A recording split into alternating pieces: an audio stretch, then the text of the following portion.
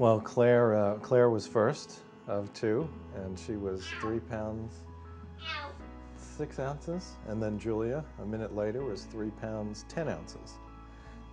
So very small, but not terribly alarmingly small for preemies coming out that early. Actually, it was a pretty major challenge coming home with the girls. They were on heart monitors because they they were prone in the NICU to have their heart stopping pretty regularly, their breathing stopping pretty regularly. So in addition to just the work associated with two babies at home, we're now watching for any of these kind of drastic medical things to occur that we had to be aware of. And time was passing, and they weren't pulling out of this thing as everybody had expected and hoped.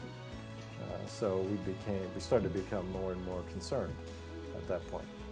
The one consistent advice we got from very early on from everybody was the best thing you can do in these situations is intensive therapy. So we were fortunate to be able to start very early on with physical therapy and speech therapy and occupational therapy and developmental therapy.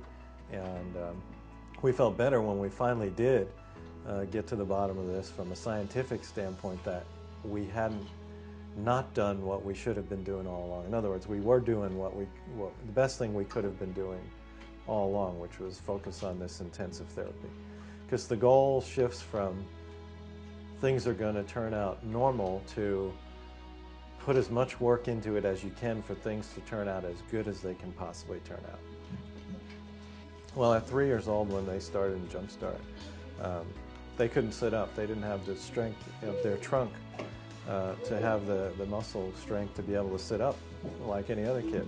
So they were spending a lot of the day horizontal, or they'd be propped up with pillows. This therapy is really hard, really hard. And what they would do if the dog was integrated as the reward, when the dog was integrated, what they would do was coming more willingly than what they would do just for us as parents trying to motivate them to walk, or for even the therapists alone. Put the dog in the middle of it, and they really would be willing to take more risks and overcome their fears and really just embrace therapy as more of a fun activity than only a painful work activity. Our daughters have a lot of insecurities, and if Ovel's around, or Prairie, and even when we have dogs at home, they kind of they're more relaxed, and they kind of forget that they're scared or they're insecure about something, and they can then focus on what it is we're asking them to do. So this combination of highly skilled therapists and integrating the canine has been just an unbelievable breakthrough type of experience and type of therapy, really.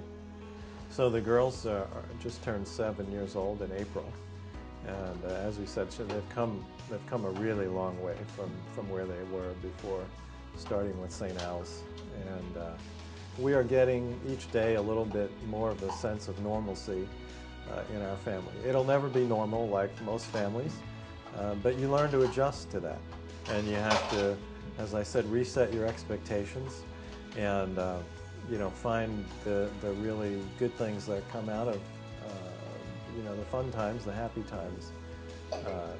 For other parents going through this, every situation is unique and different, and every kid with a disability is got a very unique situation and need. But I think one thing is consistent, and that is you've got to work really hard at it, and it really becomes a one day at a time sort of a journey. And if you work hard at it and you start to see a tiny little bit of improvement, it's a motivation to keep working hard and see the next bit of improvement, and so on and so forth. So our philosophy has been to just assume that the harder we work, the better things we'll get, and is proven to be true. And we're going to keep doing that probably forever.